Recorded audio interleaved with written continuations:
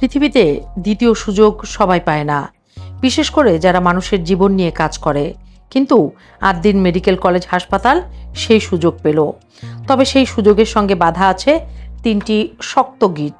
যে হাসপাতালের post operative ওয়ার্ডে চিকিৎসায় অবহেলার অভিযোগে একদিনে 6টি নবজাতকের মৃত্যু দেশ জুড়ে তীব্র আলোড়ন তুলেছিল, সেই হাসপাতালেই ৪৫ দিন পর আবার চিকিৎসা সেবা চালুর অনুমতি পেল সরকারের কাছ থেকে।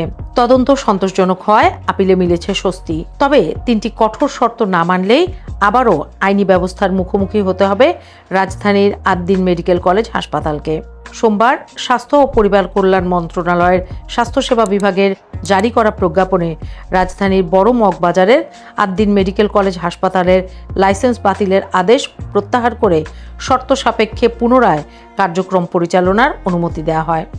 হাসপাতাল কর্তৃপক্ষ জানিয়েছে, আগামী মঙ্গলবার সকাল 8টা থেকে সব ধরনের চিকিৎসা সেবা আবার শুরু হবে। তবে এই অনুমতি নিঃশর্ত নয়।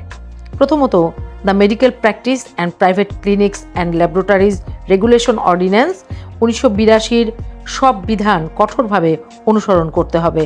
দ্বিতীয়ত, লাইসেন্স অনুযায়ী প্রয়োজনীয় সংখ্যক ডিউটি চিকিৎসক ও নার্স দ্রুত নিয়োগ সম্পন্ন করতে হবে। আর তৃতীয়ত, ভবিষ্যতে কোনো শর্ত লঙ্ঘন বা নির্দেশনা অমান্য করা হলে সরকার যে কোনো সময় আইনানুগ ব্যবস্থা নিতে পারবে।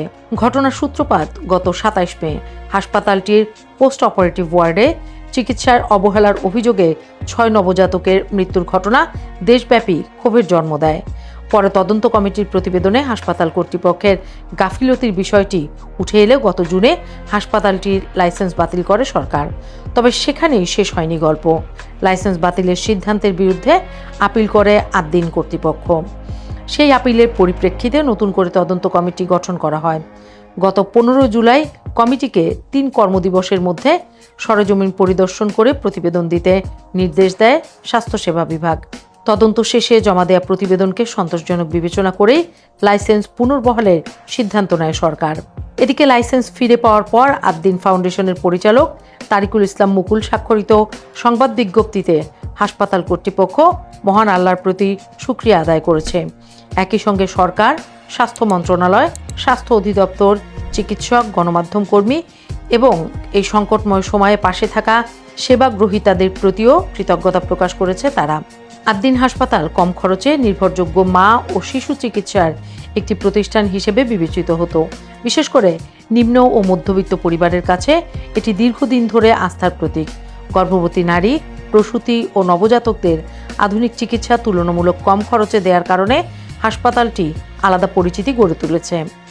অপ্রয়োজনীয় সিজারিয়ানের পরিবর্তে স্বাভাবিক প্রসবকে অগ্রাধিকার দেয়া, দেশের অন্যতম বৃহৎ ও আধুনিক নবজাতক নিবিড় পরিচর্যা কেন্দ্র, সুলভ মূল্যে বিস্তৃত অ্যাম্বুলেন্স সেবা এবং নারী চিকিৎসক ও স্বাস্থ্যকর্মীদের মাধ্যমে নারী ও শিশুদের সেবা দান করলেও এর পরিষ্কার পরিচ্ছন্নতা নিয়ে প্রশ্ন ছিল আগে থেকেই।